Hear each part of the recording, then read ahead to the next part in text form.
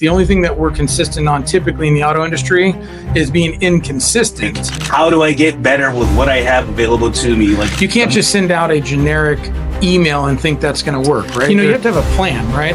No matter what the market, the brand, it's like measuring what matters. Are you where your customers are at? Engagement. Like, if nobody's looking at your car and nobody's seeing it, how are you supposed to move that thing? So these basic things like using data to make decisions, like what we're talking about, and turning them into dollars. Like, that's the whole goal. Like, right now, you have to be more intentional than ever before, because it's not just people are just going to roll in. Are you wasting your time and money on inefficiencies in the business? Are sales down and lead conversion rates are low? Are you having problems building or maintaining inventory levels? What does it really take to win in the automotive industry? Get the cars that make sense for your store rather than just wishing at an auction. So it gives you that better control. With over 25 years of experience, Darrell the Wolf Steed isn't just another industry voice. He's the guy who's out there solving real problems for dealers just like you. They'll even say in the Pacific Northwest where you're at that it's a tougher market. It's, it's tougher to find cars. The market's a little bit softer. And in the midst of all this, your turn doubled and your profit's up 75%. Yes. The truth hurts only when it should. Are you ready to hear the truths? Darrell is here to unpack the hard truths and the proven strategies that will take your dealership from struggling to soaring. And he is taking it all in the streets, with real talk, open dialogue, unfiltered conversations. This is the podcast series, Street Smarts, powered by SmartWolf Consulting. Good afternoon, everybody. Welcome to Street Smarts, powered by SmartWolf Consulting. I'm your host, Darrell Steed, and today we have an exceptional guest joining us, Nicholas Olivas. With over a decade of experience as a senior sales executive, Nick has a proven track record of success, which not only speaks volumes about his dedication and entrepreneurial spirit, but his dedication to what he does. Nicholas believes in that the business and relationships are everything. He goes above and beyond with clients to the point it's almost like he works directly with you, making you his top priority. His consultative sales approach emphasizes investments in the actual partnership itself, making sure that multimedia type campaigns he's involved in have a success for both people involved. Consistently achieving and exceeding the goals on business to business, showcasing his ability to manage large territories and build strong relationships with a deep expertise in digital media spanning from third-party advertising, SEO, SEM, display, and other analytics. Nicholas knows how to create that present dynamic of multimedia campaigns to drive results for those big groups. And today we'll dive into insights in marketing and importance of relationships and experience. So let's welcome Nicholas to the show. Nick, thank you so much for jumping on. Appreciate it. Love having you on here. And let's start out with telling us, where are you winning in life? How's life going? Can I start off and say thank you for the wonderful introduction? That was great. I need my wife to hear that. Listen, so she knows what I'm doing in here all day. It's in the mail. Right? Yeah, great. Yeah, so as far as touching on where am I winning in life? Honestly, everything centers around my family.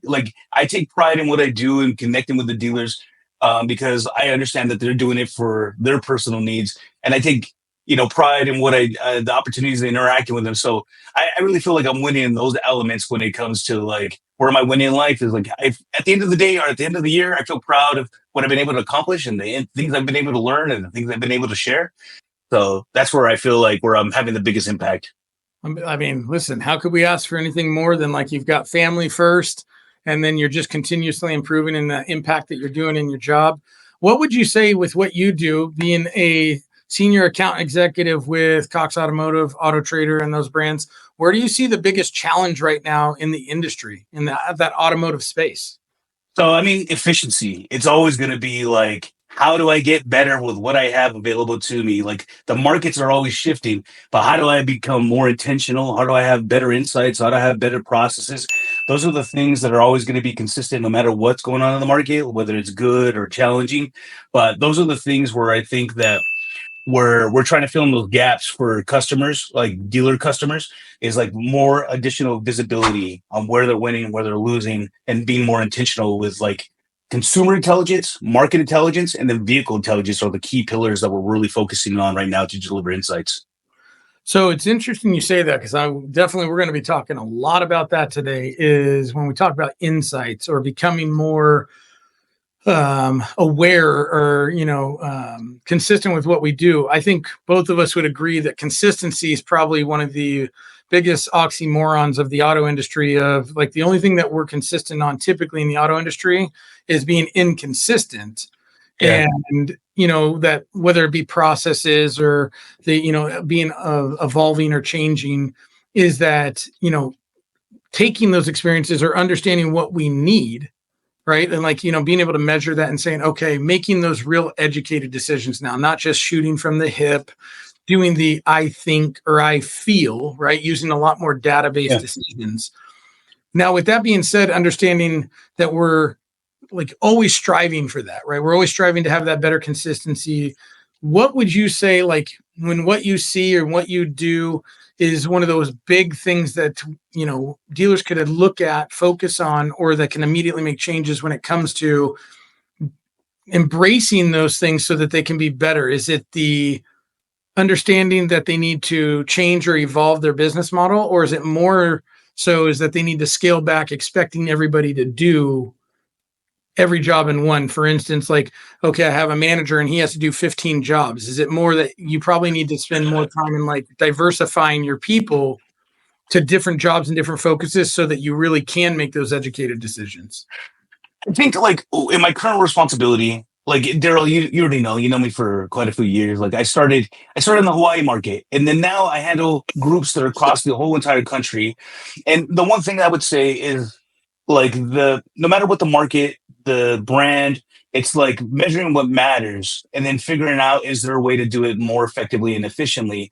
Like almost on that same point. So like whether it means like one person, like, I mean, I remember you teaching me all those years ago about like, the total amount of leads that an individual should handle regarding like all the follow-ups and everything else, like, managing like 100 leads on average in the course of a month, because like, the follow-ups and the re-engagement and all the times they have to communicate with the customer.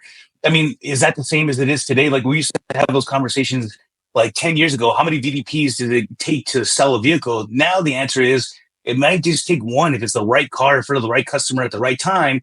And the same thing with like staffing people at a dealership. Like how many people does it take to respond to communications with the customer if the customer is getting like assist, or the people at the dealership are getting assistance with automated intelligent communication, like for that particular situation, that customer?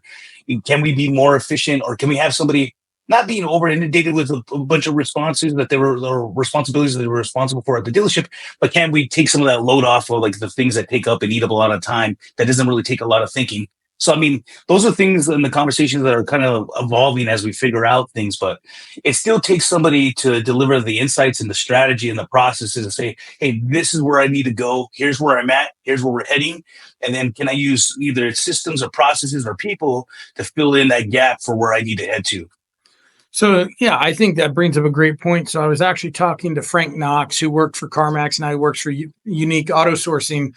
And he was saying that exact same thing, obviously in his sector, which was, you have to have a plan, right? Like when you go to a car auction to buy cars or private party, you don't sit there and go, oh yeah, we're just going to buy whatever.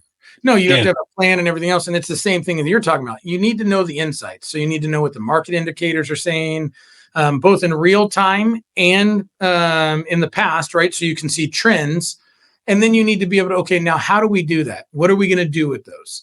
Yeah. And if you don't have those, right, then of course, I'm not saying you can't be successful, right? We have seen crazy things happen in this market that would out-defy anything. However, it is almost impossible or highly unlikely that you're going to have success for continued amount of time if you're not looking at analytics, if you're not looking at that. And when you were talking about like, so, in the old school days, we'll just say 10 years ago, but like even obviously before then is, everything's changed in the sense of you would say, okay, we're going to have one person do everything. And you knew you were going to let a lot of stuff go through, but you were like, but we're doing okay. I think more now it's about that experience of people want more. I think we're moving more away from well, we want to. I won't say if everyone's doing it. We want more of that white glove service. People want to feel more important. They want to feel valued even more than they ever have. And so it takes either more people or a dedication to time, right? Like to the service. So you can't just send out a generic email and think that's going to work, right? There's different responses. There's different levels of engagement. And I think that's when you're talking to big groups and everything else, is the analytics is they're proving that. They're proving that people are shopping around more.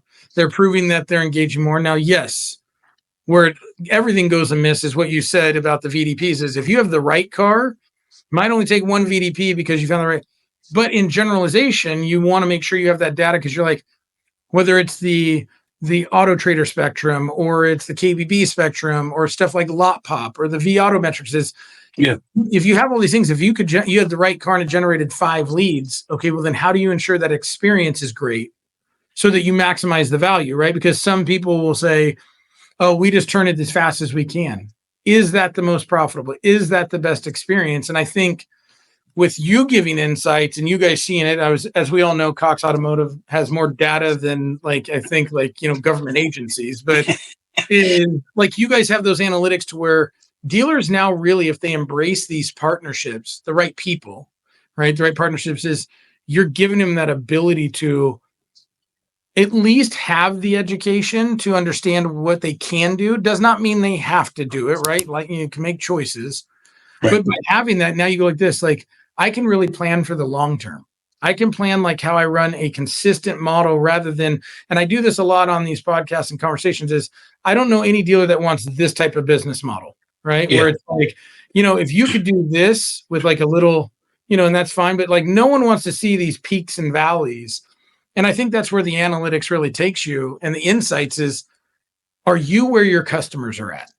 Are you doing what the customers want and we have experience?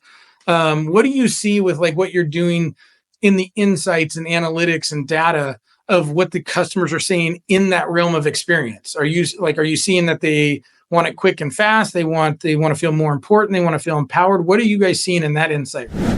So, I mean, when it comes to like consumer insights, customers don't want to start from scratch. They don't want to spend 110 days shopping, looking for the next vehicle and then start all over every time they go back to engaging with the dealership, whether it's like talking to somebody or going to their website or going to a third-party listing site. So they want that customized, optimized experience based upon what means the most to them. Like the same thing that when you go to Amazon or anywhere else, you're not starting from scratch. If I was to hop on my wife's Amazon account, I would see completely different materials that I would never purchase. And then all you see is a bunch of gadgets and speakers on my instance. It's the same thing for a consumer. Like we're evaluating different vehicles. We're shopping for other vehicles. We're looking for different price points. So having a customized experience, whether it's like online or in person, is crucial to making sure that you don't lose the attention of that customer because they have the ability to move around faster than before. It's like trying to swat a gnat. Like they can bounce from this side to that side, that side. If you're not giving them something that means something to them, then you're kind of losing that opportunity to engage with them. And like to that same point, like measuring what matters. I mean, what really matters to a dealer? Like, or I had a client one time saying he got hired to oversee like a handful of stores in a particular market. And they set these expectations like, I want you to go from these 3-4 stores, I want you to get to 400 used car sales. Like right now, they were averaging collectively like 120. And I never had anybody share it with me like the way that he did. Where he said like, okay, if I was to sell 400 cars tomorrow or this month, can we process those vehicles? Like, can we process them through our business department? Can we chase down all the titles and all the paperwork that needs to happen? And what I see is like sometimes we implement strategies and we put plans into place with our partners, and we see that like almost to your point, like where you go up and then you're not planning for the way down. Like I mean, you sold all the things that you had available, but are you planning to replenish what you're selling at a faster rate for what you have going on? So like having a plan and thinking ahead and saying, okay, if I'm selling 20 more cars this weekend than I did like any other weekend, am I as active and aggressive on acquiring as many vehicles so I can keep with that pace that I work so hard to get to? And a lot of times like it's hard to keep the balance if you're not measuring and saying, hey, I'm being intentional. Like these are the things I keep an eye on consistently all the time. Like not just going based upon like your instinct and saying like, I have a good understanding of how to run a dealership. I know how to run a used car department, a new car department. But if you're not measuring these things like as a practice and saying, hey, what's the variables? Because I mean, there's so many times when you go in to analyze a client's performance and you don't follow a process, you kind of just like left scratching your head saying, what's different? How come they're doing better now? Or how come they're not doing as well as they once were? You have to have like something that you're using every single time, whether you feel like everything is equal. You'll be surprised how many things you uncover by setting up a process to analyze, like not just the data, but try to make it actionable as well. Like I'm not just going to measure for the sake of measuring, but can I put something into place just to make a minor improvement? Well, I think that brings up, like really interesting conversation points for a lot of people is, so you can give someone all the data in the world, but if you don't follow a process, so I really attribute to, I'm a big process guy. So with SmartWolf Consulting, process part of the core statement. Street Smarts is partnerships, process, and profits. Is processes though are black and white. Guidelines have gray areas. So you're like, oh, we have a guideline and we kind of do something. Processes are no, we do this every time. And I think that's where people get trapped is like you serve them up all these insights and data and they're like, man, this is great. And then they put it in, but they don't follow the process more than a month, 2 months. Right. And then they're like, well, we've abandoned it. Or like you said, the inconsistency of, and it's funny you talk about selling cars and then having the value, because it actually translates directly to the acquisition is I talk to dealers and they say, Darrell, come build us a buying center. And we heard that you make these guys, these great buying centers and they're super profitable. I'm like, okay. And so I asked them that question, like, well, how many cars do you want to buy? And like, I want to buy 100 cars a month. I'm like, okay, first off, let's take a breath. Okay. So if we buy 100 cars, because let's get real, we could flip a switch and buy 100 cars in any store in the country right now, as long as they have the capital to do so. Yeah. But then if we buy 100 cars and they get here, let's say 40 cars in 1 week, 60 cars in the next, because you need them, because you want to ramp this up. How's the shop going to be able to handle this? How's the office going to be able to handle this? How's your advertising strategy going to be able to handle this? Because do you have the right packages then to merchandise said vehicles, right? And they go like this, like, oh, I didn't think about that. Because again, when we put processes together, typically we're only identifying one piece of what this is doing. Like we're very targeted, like, oh, we're going to sell 100 more cars. We're going to buy 100 more cars. We don't go, okay, when we sell 100 more cars, what does that look like? And then looking at the spider web that everything touches, right? Yeah. And so I think it's interesting when you get all those insights because data is scary. I mean, when you actually like look at it, it's like if you gave me 4 or 5 different pages of analytics and data and insights, you've armed me like you've given me like bullets to a machine gun. Yeah. But if you don't look at like, oh, I might need to learn how to shoot this thing, then you're like, okay, now you're just scary dangerous because you're like, well, he's got all the ammo he needs to go crazy, but he doesn't know what he's doing with it. So I think it's also understanding, okay, now that you have it, how do you actually implement this to ensure consistency? Because you're right. I've seen stores that like, oh, we bought them 65 cars the first month. They went out of it gangbusters, right? Yeah. And so then they like their sales went up. They're like, man, this is great. Well, then they're like, hey, Darrell, like, man, we didn't make $3,000 a copy on every single car like we thought we would. So we're going to pull back on our buying. So then the next month they only bought 30 cars, which they were still happy with because it was all profitable. But then you see their peak and then all of a sudden it's like, and like, Darrell, I don't understand what happened. We didn't sell as many cars. I'm like, well, you bought 65 cars the first month. You sold all 65. This month you only bought 30. How many did you think you were going to sell? Like, if you only bought this, and they don't think about like, not saying you have to have 100 to sell 80, right? You can be the velocity model, but if you're going to pull back or you're inconsistent in what you're deploying, well, then your measurement's going to be inconsistent. Your results are going to be inconsistent. So what I think is interesting is what we're seeing in the automotive market and used, right? Used market, like new cars. I know not everyone agrees with what I say when I say this is, but new cars are easy to sell. They like, there's really not like, you're really order taking because everyone knows the prices of it, whether it be from True Car, Auto Trader, like invoices are out there. Everyone kind of knows. And some dealers have incentives, but if you have the new car, it's going to sell unless you have some weird car that no one wants. Like, let's say like a Dodge Dart that's bright orange. Okay. I don't know many people that are like, you know what I was looking for is a bright orange Dodge Dart. I'll challenge you on that before you move on to the next point, because like, it's not like, even though we're talking about the same thing, like new cars, they do move based upon like, you know, what the OEMs are doing on their behalf to educate the customers of like the value of their vehicles, but there's ways to improve it. Like, and like, sure. in 2024, like, if the average market day supply of a vehicle is 18 days, if you have the right strategy in place, like for high, like, for certain makes and models, like some of them are just moving faster, but not every single make and model is moving to the market. Even like segmentation and affordability are challenges. But with the insights that we have now available to today, we can increase that. And like, even when I'm consulting with my dealers, like having a whole car experience, not thinking about or a strategy, a whole car strategy, like not thinking about just new and used and thinking about the way the consumers shop and behave. Like when we look at most markets and most brands, the next number one search vehicle after they look at a new vehicle is a used vehicle. And then vice versa when you look at a reverse. So taking up real estate and being like, and there's a correlation to for the way that you merchandise new cars and used cars consistently together. Like talking about processes.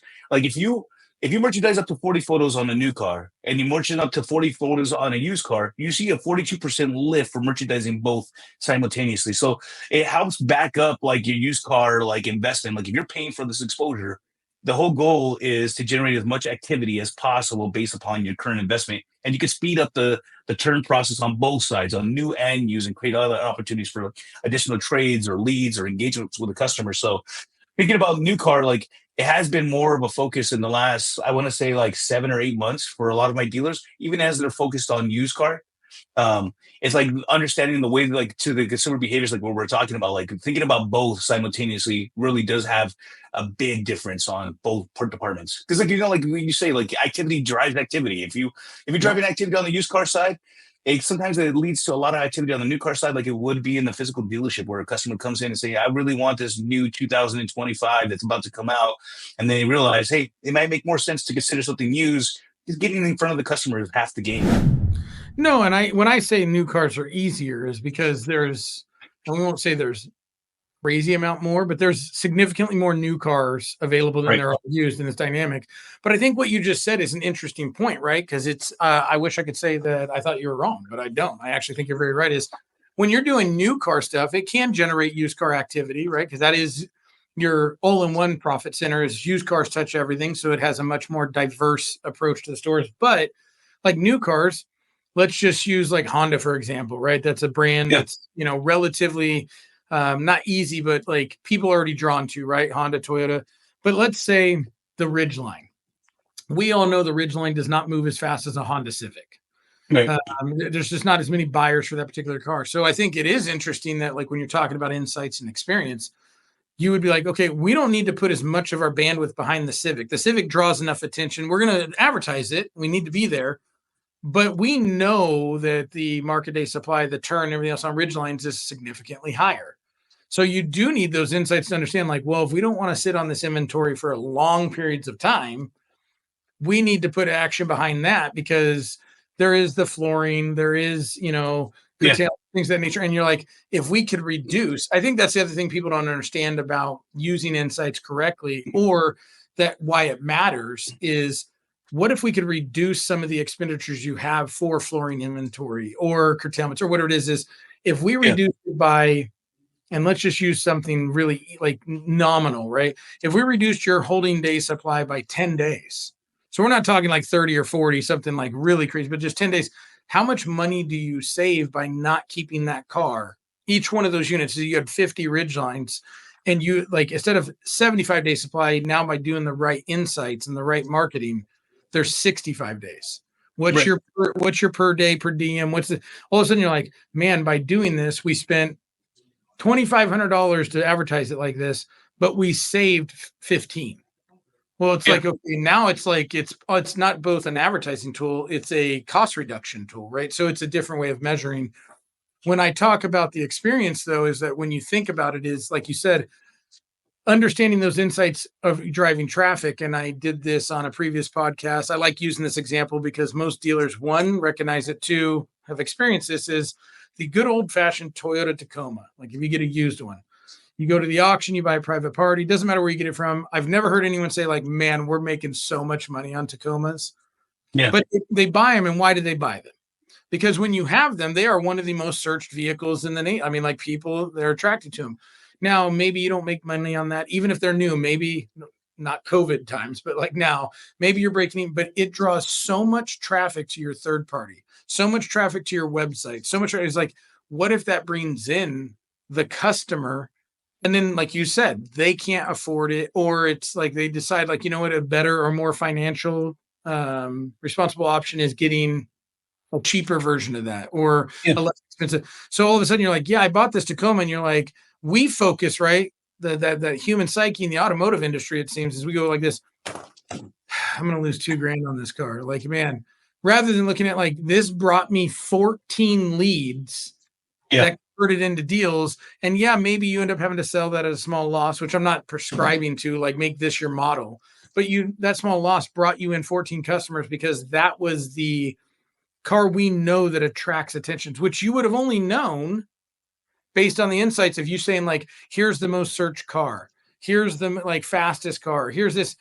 Now, again, it's changing how you look at your buying, your stocking, your merchandise. Like, what if you're buying things to generate traffic?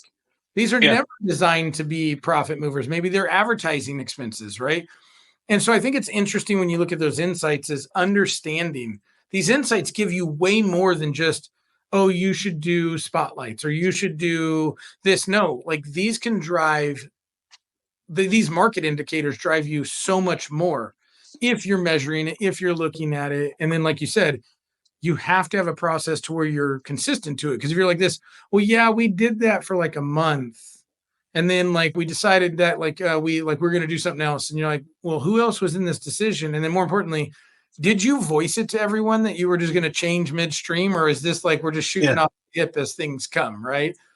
Because we've already seen that, right? There's a couple of different guys out there talking about it, and they're like, the average sales for salesmen in the auto industry 40 years ago was 10 cars. 30 years ago was 10 cars a month. 20 years ago, 10 cars a month. Today, shocker, it's 10 cars a month. And we go, yes, I wonder why that is. Maybe it's because all the insights and analytics and AIs and all these things, like, we look at them all, we see them all, and then we go like this, yeah, but we've always done it this way. So we'll just keep you've got to be okay with evolving, changing, adapting, whatever word works best for you, and using those to make educated decisions. And then having the conviction, I believe, to saying not all the decisions are going to work exactly like you thought. I don't think you ever fail at making a decision and going to something. You might have a failure. Like, we did 5 new things. One of them didn't work. Okay. The other four got you results. Sounds like a success to me. Like, if I could do 5 new things and only one fails, I would take that every day of the week. No, it's true. But even like in your example of that Tacoma, like, if you think about the first things that I said about, like, thinking about like the vehicle intelligence, market intelligence, and consumer intelligence, if you have that vehicle, like when you evaluated it in Viato as an example, it gives you the market day supply. Sure. And if you have provisioning, it gives you like the 7 weighted values. It tells you how many people are searching for it, the conversion, how many are really available, your experience, and all these other things. But now, like, most of the customers that are doing anything with Cox Automotive, they have access to like Envision, and they can see where those shoppers are at. Like, there's been more than a handful of times where I see a car that has a low market day supply because they're searching for like a 250-mile radius, and they're like, how come this car's still sitting here? It has a 34 market day supply. It's been on the lot for 54 days. It's because like they're in a dead zone for that particular make and model or that pricing segmentation. So like their customers 30 miles, 40 miles away in this small little pocket. So understanding like what's going on with the vehicle, and then also making sure like being prepared for like, you know, all the variables, like they know the likelihood of that vehicle to depreciate over a period of time based upon like additional insights they can gather from a bunch of different places. And like the whole goal of utilizing the data is to like minimize risk. Because like you think about any other market, when it comes to automotive, it's completely different than it would be like when it comes to like gold or real estate or any other commodity. Like, it's based upon what's selling and how much is available. But you think about it, you can buy the right car on a Wednesday. The market gets over inundated with that particular vehicle on a Friday. You come and look at that vehicle on Monday, and you're like, what the heck happened to this thing? The market day supply on this vehicle was 45. Now it's 72. And then everybody's dropping their pants on that particular vehicle. And like, now you're upside down on the car. When you bought it right, you used all the insights that were available to you.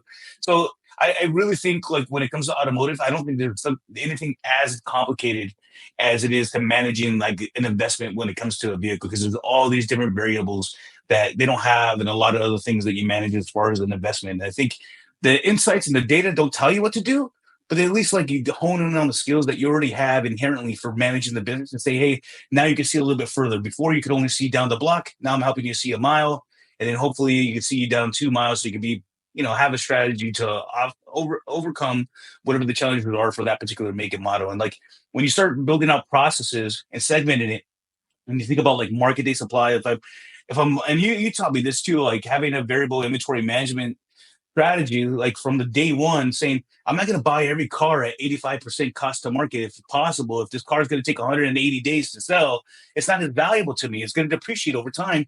I'm going to have to price it right out the gate. So taking those insights and taking that data and saying, hey, I'm going to build a process around it. Like if it's meets this threshold, this is the plan that I'm going to put in place with my team. Here's where I feel comfortable knowing the information I have. I don't really think there's a bad vehicle for the market. I have a lot of folks that I work with, and like, they try to have like a strategy for individual vehicles or like the market, but it changes so fast. You just have to have a strategy for the information you have now and reduce risk and stick to that process. Because like the merchandising, the inventory demand, the cost of market strategy, I see all these variations, and then they figure out like what's going on? How come I'm struggling right now? Or how come I'm doing so much better? I'm having a record month, and they can't replicate that month because they don't have a process to analyze when they're doing bad or doing well. And I think it's super helpful to say these are at least the bare minimums and start building off of them. You don't have to analyze everything, but like we analyze like time, profitability, transactional gaps, engagement. Like if nobody's looking at your car and nobody's seeing it, how are you supposed to move that thing? So these are the things that I think as a fundamental, like thinking about your inventory demand, pricing, merchandising, and description is a good starting point to see how consistent you are when it comes to managing like used car inventory for sure.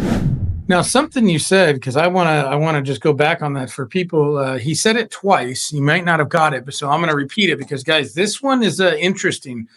And this is something I know Nick and I talked about. God, it had to be probably 7-8 years ago when he was in the Hawaii market. And mind you, what we're about to talk about right now in this particular thing he said in the Hawaii market had no relevance because Hawaii is an island. So when you say that like it's a dead spot, listen, you're either on the island or off the island. So it makes no matter, right? Like I have you captive, I own you, you will be mine.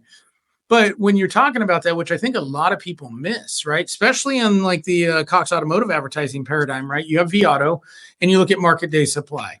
We could spend a whole podcast on whether or not that analytic is as valuable as it used to be. But what you said is the real key to this. So you pull it out 200 miles, 300 miles, 400 miles to create your data set, whatever you're looking at. And that's fine, right? Like everyone has to have a process, work within that, be consistent to it.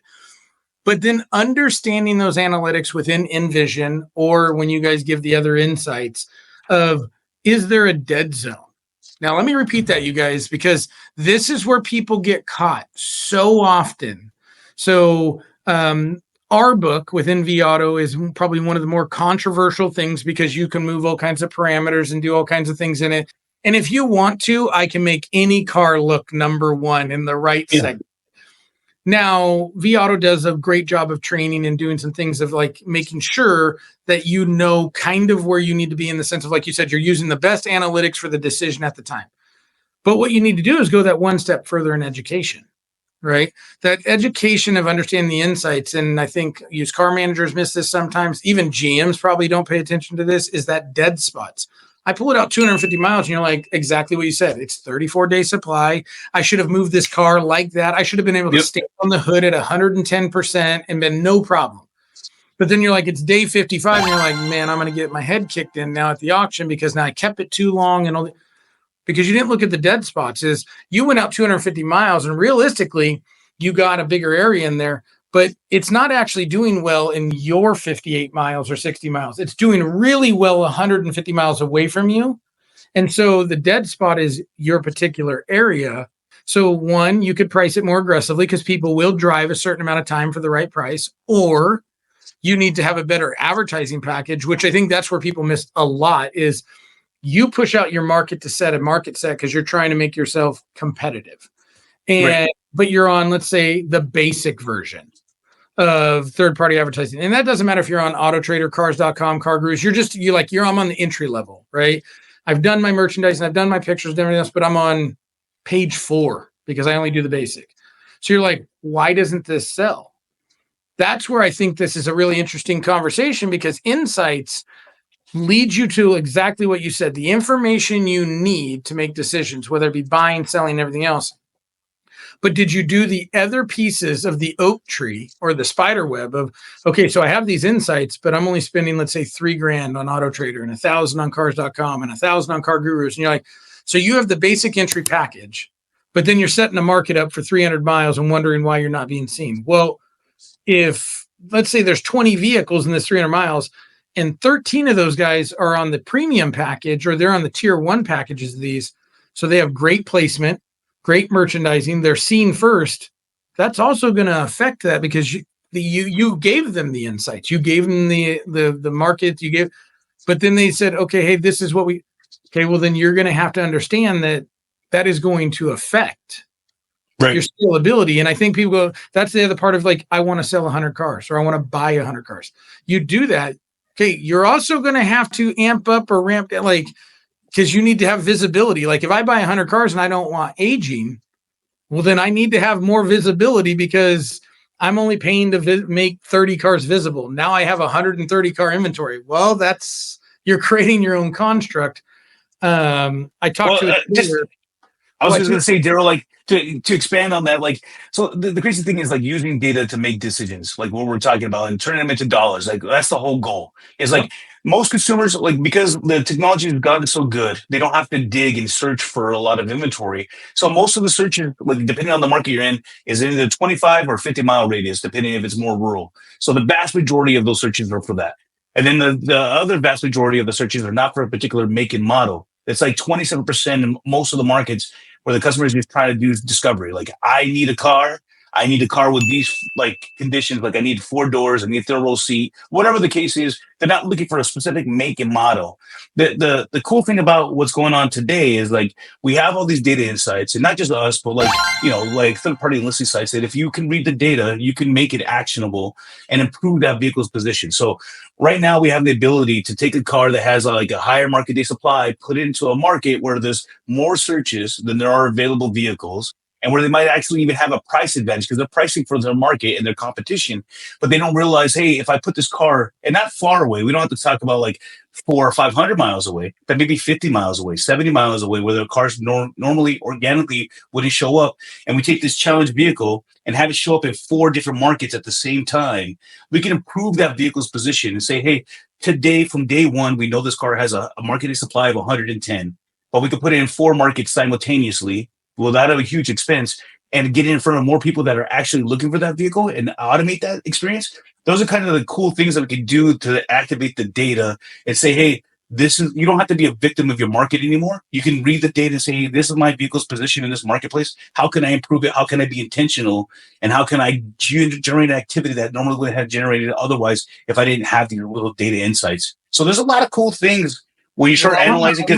I want to jump in right there because when you're talking about the market extension or doing those sub markets or those like micro markets, right, to do those cars, I think that like let's just stop there for a minute because that's new and used. I don't think it matters, right? Like you're talking about that is again one of those things, guys. If you're not paying attention, get a pen right now and write down what I'm about to repeat because what Nick just told you, okay, is putting you back in the driver's seat of challenges, right? Like he's removing a roadblock right here. So you have a micro market, a market extension, whatever they're calling that, right? And you can position that.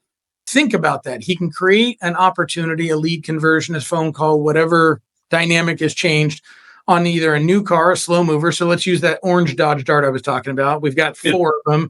They haven't moved for 200 days. And you're like, hey, let's put it in some other markets. Or you have an aged car, and instead of just doing the everyday spotlight, which is what we used to do, right, to push that thing up in position, now you can move it to a different market. Now, what does this end up actually doing for you? 2, you've opened up market, but 1, you've opened up market. 2, you've created a different dynamic because you're going out to your customers. But I think here's the real caveat to this.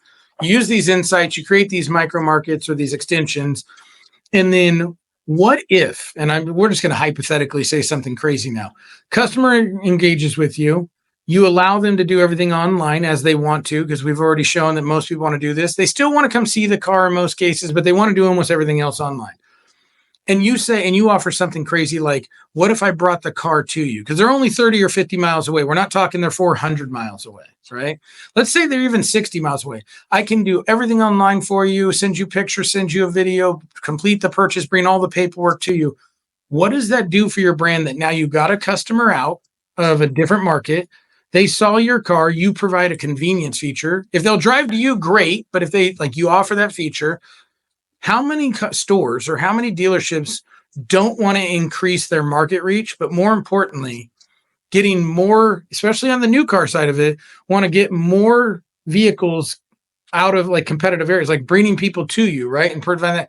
If you offer that convenience, that experience, and I know one buying center that I helped build and that's doing that, and they're actually doing exactly what Nick said you don't have to do. They're doing a market extension. I want to say it's damn close to 100 miles away because they know that, because the insights you guys showed them was a customer will drive relatively in big areas up to 100 miles away for the right car, the right price, the right merchandising. So they put a market pen 80 to 100 miles away from them. They convert 20 to 30 deals a month out of this market pen because now that car gets served up in an area. They know that those particular cars, because it's not just a car, it's a segment that gets them more action. And then they get people to come up to them, or they deliver it all the time. And they're like, that's 20 car deals, retail car deals that we get every month. And so I think that's a really interesting experience, right? Because I always like to talk about the experience of the dealer. Insights are great. You need them. You have to but that changes the experience, not just for the customer, but for the dealer. It's a different way of it's not the construct of well, you get this 50-mile radius. This is where you're going to be, or 100 or 150. No, yeah. You want to own your backyard, which is great. Why wouldn't you? And now we can also hey, we can give you this, right? And then we can give you this one over here.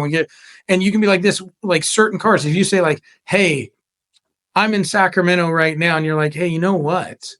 In Chico, 4-wheel drive trucks are outperforming the metrics in search. And you're like, so why don't we do this? Let's take all your 4-wheel drive trucks and just those, let's put those 50 miles from you.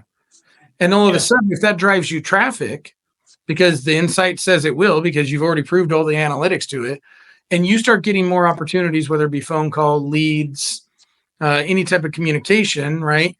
What does that do for your business model? And I think that's where people like Nick and your guys' team, right? Because obviously you have other people that do this cross country, is them being able to deliver this to you and actually showing you something that I promise you, not many people actually think about this. I know, because we talked about these market extensions. We talked about this years ago. And then as it's progressed, and it was people were like, oh, what do you mean? How does that work? Because it's something they didn't think about, right? And so it changes your waves of we can do this in a different way. And you're not failing, right? It's you don't know if it works or not until you actually put it into effect. Yeah, so it's evolved, and there's multiple strategies you can use, and market extension is just a byproduct of the insights. So we can apply a lot of these principles to a lot of different things, even old school things like spotlights, because we have all these things that we're measuring, so we can see. In Envision, we have the likelihood of a vehicle to sell in the next 7 days on the used car side and 21 days on the new car side. Then we have the fair market range. Then we have the engagement. We have the scarcity, all these things that we can use. So the latest iteration of the market extension strategies are not just to put your cars in markets where they normally wouldn't show up, but how can I spin? Because during COVID, we had a lot of dealers that were trying to maximize profitability because they had lack of new car inventory and be more intentional on the used car side. So the goal was we're making good money on the inventory that we have available, but our challenge is our physical footprint, depending on where the market is. I can only have 80 cars frontline ready, and I need to sell 200 cars. So can you come up with a plan, not just to help us sell more vehicles, but can you speed up the days to a sale? Can you help me move these vehicles? And we put in plans into place to spin inventory faster and faster by getting in front of more folks. But the cool thing is when you get into third-party listing sites, you're paying for a spot. So you have 100 spots or however many spots you have available at any given time, the more efficient you are with those spots. If you can pass 200 cars in a 30-day window, you're still only paying for that 100 spots. Sure. So the faster you merchandise, the faster you get in front of more customers consistently, even though you might increase your budget a little bit, but the cost per vehicle is reduced when you become really like proficient in managing your inventory's position in the marketplace, the merchandising, the engagement, the follow-ups, and all these things. You can really speed things up. And I've seen, like the cost per lead and cost per VDP and cost per SRP get cut into 1/4 as they doubled their budget because we're passing 40%, 30% more inventory through the site in that same time frame. So that's why I say like measuring what matters can be really impactful. And it doesn't have to be everything all at once, but like, okay, what's the next natural progression? Like what's the next step that I should take to like offset like the challenges of what because everybody has opportunities and challenges for whatever inventory they're managing. Even my best dealers that where you'd walk into this place and like there's no way that they could possibly improve. They're the industry leader, they're the market leader, they're like the staple that everybody looks at as a guiding light to say, hey, this is what's possible. Even those folks always have room for some improvement, or to like refine their processes or engagements, or like even be more intentional for whatever's going on with the current market. So that's the exciting part when you start looking at the data and saying like, okay, once you have a process, like even when you're talking about when it came to like helping people buy cars, you could kind of anticipate what's happening next. Okay, I'm planning for this. I'm going to help you buy 60 more cars. But then I also have to make you aware, like this is the secondary plan that we need to have in place simultaneously. We got to plan for success. We can't just be like, see what happens next, and then we'll figure it out as it comes to us. So having a process helps you like be more intentional and set up for like, future growth. And I think that's the thing, right? Is that you look at that and you use all these insights, right? And like you said, everyone can improve, even if it's little bits, right? Like, yes, some people can make strides. And then some people, like, they're just little microchasms that then get them improvement. But it's understanding. And guys, if like, as you guys heard my introduction with him, you're hearing a real partner. Notice that he's like passionate about this. And he's like, hey, you can do these things. Why? One, he's seen it. Two, when he's looking at this, he's like real in this thing with you. He's like, it's almost like that pride thing of like, if I can help them sell or buy this many more cars, he's like, it's one of those things. I told you guys, we can do this. And I think that's important with vendors and partners and everything. And I don't like the word vendor, because vendor is like, it's transactional, right? Like if you do this, I'll do this, and fine, people can use that. But when you get partners that are actually will sit down and be like, hey, let me explain this to you. Let me push back on what you think you know and give you a different version. Doesn't mean that you're like, hey, I'm drinking the Kool-Aid and I'm in, but they're not afraid to give you a different insight, because if your plan doesn't work, you came up with a plan, you're one of those ones that like, nope, I got a plan and we're doing it. And for some reason that doesn't work. It's great to have a partner to say like, hey, I'll give you a different look at this, so that maybe it's not blow up your whole plan. Maybe it's we're going to make one tweak to this plan so that it's more effective. And I think that's important, because when, as I focus on used cars, and I think new cars has something to do with it, but used cars is the ever-changing market. I mean, we have seen things that we've never seen in our lifetime in used cars. I mean, the easy one was 08. Everything goes, boom. And then just to one up 08 with the financial crisis, we decided to have a world pandemic, to where the first time ever in history, used cars increased in value. Like they actually became a appreciative asset, which had never been done in our history. And so we did some things, good, bad, or indifferent, right? Everyone's on every side of the coin. Is we charged over MSRP for almost every new car because there was a shortage, supply and demand. But then new used cars went up, and then we charged over retail on those cars too, because supply was up. Well, cause and effect to that, people then were overextended in new, and now used cars came back down after COVID was over, but they still paid this high price. So now they're overextended in those. So now we've got this huge compression. Cars are still hard to get, right? Because there's not as many as there once was, and you're having to pay up to get them. So your profits have become, let's say, from here to they're shrinking, right? And so, and that's just your front end profit. Not saying that you're not making profit, but you're talking now you have to look at how strategic you're with your fixed operations, right? So what money you're making there, your back end, and the other things you can make from used cars. But when you're looking at used cars, and your side of it and dealing with people, where do you see their biggest challenge, right? Like, because marketing's a big challenge, right? Because you have to have Right. it's symmetry in that. But when it comes to used cars, where are you seeing the biggest challenge with dealers? Is it acquisition? Is it the retail strategy? Is it both? Or is it something that we're not, or that you're seeing that maybe isn't present in every single market? I would say like the one thing where there's always opportunity is like managing the inventory, like if it's an asset, like like of course, we've had conversations and like had meetings with like Dale, and like he's sharing with individual groups, and like when you start really thinking about it, it's like when you think about you managing used car inventory as an investment, thinking about the segmentation, like a lot of times we measure success based upon like the total profitability for that particular month and how many units were sold, but not thinking about like how much profitability was captured from each segment. And when I say segment, I mean pricing segmentation. Not every vehicle depreciates at the same rate based upon like the vehicle's cost to the customer. And you think about like the readily available inventory that's around like $15,000 and above, even though it's the highest search and the highest, it has the lowest marketing supply when it comes to used car inventory.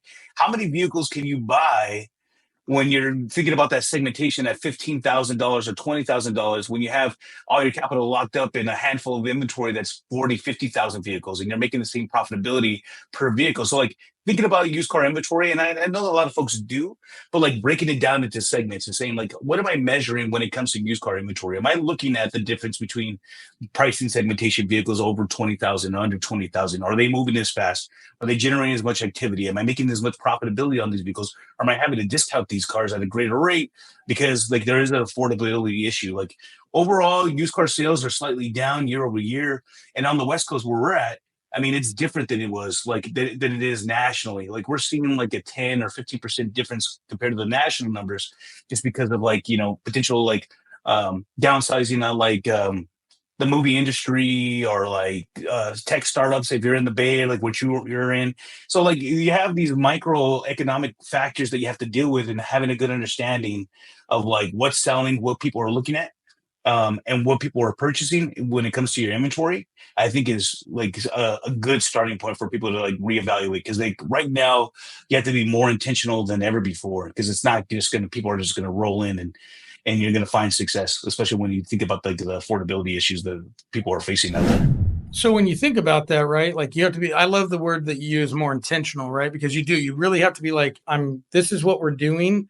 Like, I'm Right. not guessing, right? I'm really doing this. Is now that we know that you really have to be more intentional and that you have to really focus, intentional, right? Same meaning is that you have to be very or not headstrong, but headway into like, this is what we're doing.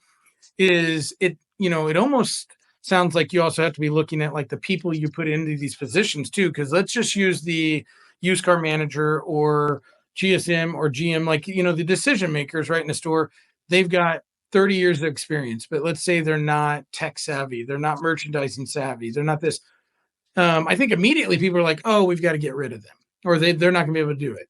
I think that's kind of the wrong school of thought, right? Is no, you want them because you need that experience, because experience still is going to be something that they've seen everything, they can adjust, but when we get into these tech segments and insights and market adjustments, and is like now you almost have to like break out what the job is. Like your used Right. car may do like the core, like maybe they're in charge of like buying or getting this, but then you're going to want somebody that's like does pricing and merchandising, and you're going to want somebody that does something, because it is so microcosm to individual things. Because like you said, it's intentional. If you gave me, you're the used car manager, the buyer, the merchandiser, the pricer, and you're desking deals too, you have to ask yourself, how effective are they going to be with 5 jobs?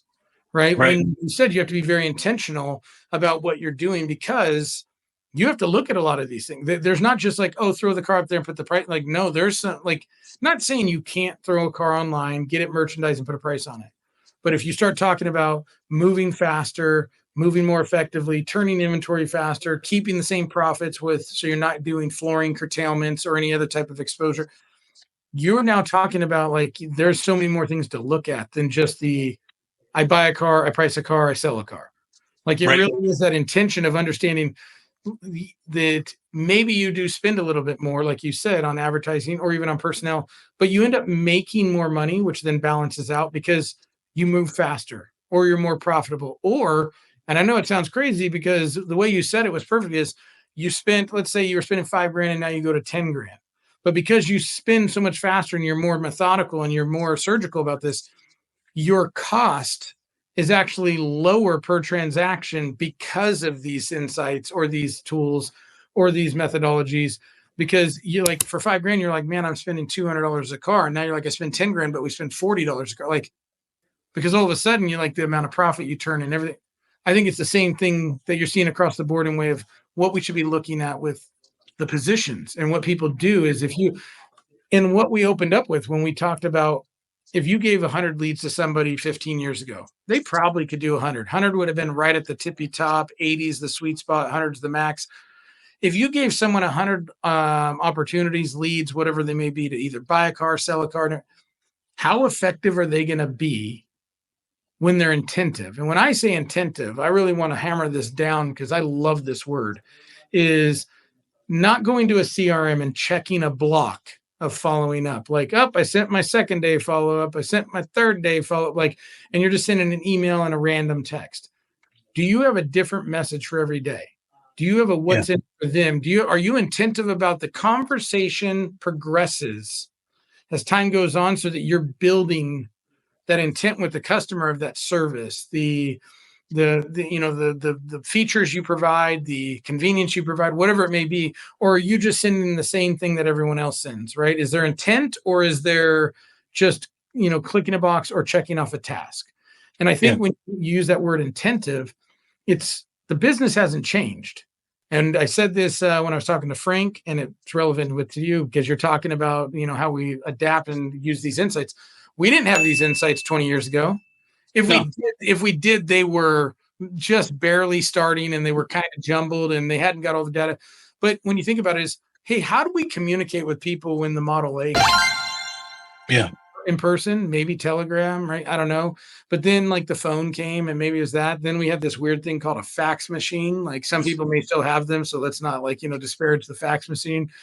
But then we got the internet, right? And that was the devil. That was going to ruin the business. And it's done nothing but actually increase the business. And now we have video engagement. We have text engagement. We have AI, whether we're talking about the rebundled AI that can do some things, or we're talking the learning AI that actually can do like full conversations now, which is uniquely odd and scary all at the same time because I'm talking to a computer that talks to like a person. But we've evolved this business, right? This business, like we communicate with people in the sense that we're buying and selling. We've just changed on how we communicate. Insights is no different. It's like, okay, if we know we have all these insights and now we have behavioral insights, what people are actually doing, because we can track all these things, you guys are providing that. Why would we think we can conduct business with one person doing everything? We have to change that mindset. We have to change that business model of like, you want to get faster, more effective and profitable. You've got to have these microcosms in your store too, of like, they handle this so someone can handle that, right? I don't need to be the master of 8 things anymore. I need to be good at 2 things, like a master at those 2. And then I need somebody that really hones in on this one piece, and then one that really hones in on this piece, so that everyone understands, one, it takes a team. There's one person is never going to be as effective as a team together. But 2, using these things that are provided, these insights, these market analytics, the market day supply, the tools, because let's get real. Cox Automotive has like every tool you could imagine to deal with these dealer situations. Not saying you want them all or you need them all, but they have them. And then it's like, okay, now how do you use them so that you're effective? Because it is that age-old adage. Someone has Viato, and then 20 miles down the store, someone has Viato. And this store says, I'm crushing it, killing it, like selling cars, shooting them out like chiclets. Like we're just killing these things, right? Yeah. And then you go 20 miles down the road and you got the store with Viato, and they're going like, man, we're lucky if we sell like 10 cars. How is that possible? How is like you give me a hammer, and like you might have a better chance of building the house than I ever will, because like I'm not the handiest person, but we have the same tool. It's like, how do you utilize the tool and how do you put it into play? And even thinking about like on that same common theme about like being like as efficient as possible, like you're talking about like responding to leads. Like now we have the ability to see what a customer is looking for at the time when you appraise a vehicle, see how many people have that in their wish list. Like how many people are willing to buy that vehicle before you even spend a marketing dollar? Or if they're in your service department and they're shopping for a vehicle online and reactivate those folks, or even like if they're evaluating vehicles. So like thinking about what consumers are doing, like the tool is what you make of it. Like if you can put these insights into action and build a process around having more visibility, knowing that, like, I mean, just imagine like right now dealers have the capabilities, and then we always have this philosophical like conversation about like, well, what do I need that for? Like, you know, it just seemed like a lot of additional like insights and data that I would never be able to put into use. But like even thinking about like when we're talking about like the marketing supply, if you know that vehicles under $15,000 have an average marketing supply of 33 days, and vehicles above it have an average marketing supply of 47 days, and you could buy with $1 million investment, you could buy like 50% more vehicles if you're thinking about the different price segmentations, and they turn faster, and you can spend your money and turn it a lot faster. You can do the same thing when it comes to like insights or like human capital, like at the dealership. Like if I could get a guy who's normally selling 10, interact with 200 people in a course of a month, because we're giving them actionable, relevant information to that customer, instead of saying, hey, are you ready to buy the next car? And you're sending them a customized message saying, hey, I saw that you're looking at this vehicle. We just got this one in. We just took it in on appraisal. We understand that you're also appraising your vehicle, and here's what the offer is. Here's where your like equity position is on this particular vehicle. Here's what your payments might most likely will be, before anybody even communicates to that person, like an actual individual. How much more effective and efficient can you be with targeting folks with the right messaging and the right like the message to get them to transact or engage with the store and take that next step? So it's like, it's not that it's you need it to succeed in this market, but I definitely think that it helps. Like, you know, getting in a car or riding a bike, you're going to get a lot further, like with a lot less energy if you just have a more expensive tool, or a tool that can get you a little bit further with and taking the folks with you, or have all kinds of varying options when you have like the right tool in place with the right insights. Man, I'm gonna be 100% honest. If I had it, okay, if I had it right here, I'd be like, mic drop, right? I want you guys to pay attention to that as we start wrapping this up. Is that your people, right? What if you treated them the same thing as marketing insights and everything else? Now, mind you, your people could be your family, could be your business, but that type of accountability of like, if you gave them, and I like to use the word experience, right? We could say insights, intelligence, but if you put your people in an experience in your store with these actionable items, to where then they can go to war, they can go to battle, right? And like now they're not like starting at scratch, so to say, but you're like, hey, we already had this card. Now you have this and you can do this. How much more effective are they? So when we talk about that, like that actionable intelligence and those market insights, it really does create an experience, not just for the consumer, which is hugely important, right? Because if you're not factoring in experience first for your consumer, then you're kind of already behind, because people are really looking for that, right? People buy from people. Every third-party vendor out there has proved that price is the least of their concerns, because when they call, they see the miles, they're looking for the experience. The price is a very small factor in the purchasing experience. But is when you use these insights, right? Do you have a partner like Nick? Do you have a partner like myself that is going to go into there and be like, hey, how do we get this to where it makes your store experience better, your employees experience better, in turn creating that more dynamic, right? And then getting that going on. And to kind of just like kind of put that all together is, now mind you guys, I deal with used cars, and I'm very good at what I do at building buying centers and acquisition strategies from service drive, private party, third party listings like KBB ICO, which is something that Nick knows a lot about, right? Because that's where we first met and trying to figure out how to conquer that mission. But we spent a lot of time talking about marketing and talking about how new cars can help. And why is that important, right? Why is that important is because it's holistic. The internal economy works off so many different pieces. We have to advertise used cars. And I would profess that, yes, you should definitely be advertising new. I would never say, go dark on your new, it'll be fine. You probably have to spend a little bit more to advertise used, because it is a more competitive segment when you're in certain areas. Like if you're in San Francisco, let me assure you, that is an extremely competitive segment. If you're in LA, extremely competitive segment, right? If you're in Atlanta, extremely competitive segment. So you're going to look at certain things where you need to spend a little bit more where you need to. But why is that important? Because it all works together, right? You're driving traffic. So if you're buying cars, it really, really does come down to, how do you sell your cars? If you only sell 20 cars a month, 20 used cars a month, and you say, I want to buy 100 used cars, what does that plan look like? So you said, Darrell, come in and build me a buying center. I want you to show me exactly what you've done for all these other clients. And I said, okay, we're going to get this going. In 6 months, we're going to buy 100 cars a month. And you don't change anything else. I'm not even going to answer that question. What do you think is going to happen if we buy 100 cars and you keep the same stuff in place that you were doing to sell 20? Right? You have to think about it in a holistic nature. And as Nick's alluded to, which I think is fantastic because he sees this all the time in some of the most competitive areas in America, is maybe you spend a little bit more, but do you? Because if you end up selling a little bit more, you sell more, or you engage with more customers or whatever it is, you indeed lower the cost of acquisition, lower the cost of sale, lower the cost of spend. And then you're taking up market share, which we all know can do three things. One, the more cars we sell, the more that we're going to increase or give our chance to increase trade percentage, right? And trades is, we want as many of those as we can because that is going to be the best opportunity for you. Two, right, we're taking up market share, and we're not talking about, like Nick said, the ones that are 400 miles away or someone that comes in from a different state to buy a car. That's great. That's fine. But those aren't the ones we're like elated for. It's just business. We want that market share because what does that do is it increases our fixed operations, right? Brings more people to our service department, which gives us the long-term strategy for be-back business and referral and repeat business.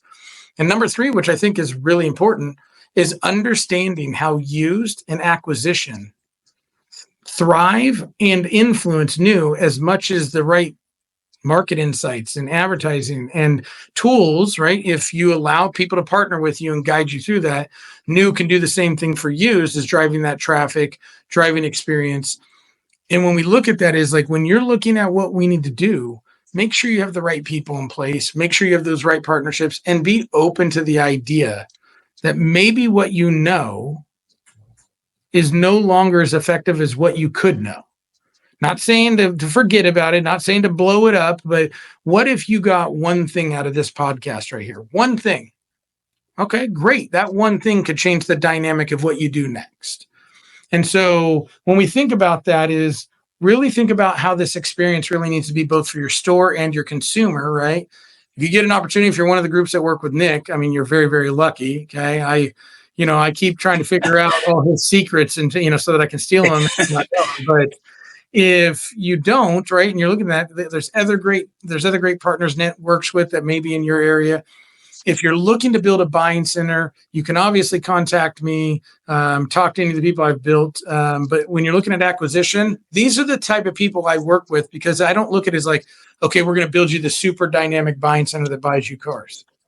No, I really have these holistic conversations of, once we get this going, what do we do to ensure that a year from now, 2 years, whatever deal we put together, you're ready to go when I'm done. Like, I get it going for you. It's built. And like, you still need to have these things in place, because we all know what happens when you don't. You get something going, you're like, and then someone leaves and you don't have these plans in place, and you're like, and thunk, right? And so that's what this podcast is really about, is getting those insights, introducing people that you probably haven't seen before. We always hear from the VPs and the presidents, and those are great guys. They're really nice, well-spoken, way better than Nick and I.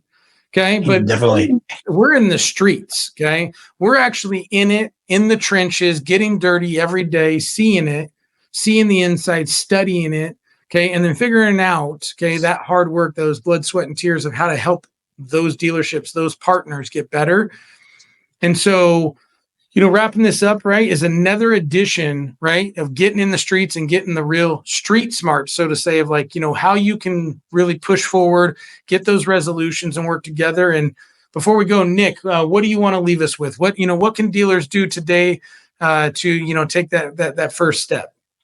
The first step, like what we talked about, is like just constantly learning, like trying to discover and then analyze, like measure things that matter, measure time, measure money, measure investment, and measure like human capital. Like, are they as effective and efficient as possible? And those are the things that like it will never steer you wrong when you're like trying to look and uncover new opportunities. All right, guys, you heard it, right? You got to measure it if you want it. And if you want to keep it, you got to measure twice, cut once. Yeah. All right, thanks for another edition of Street Smarts, and we'll be seeing you soon.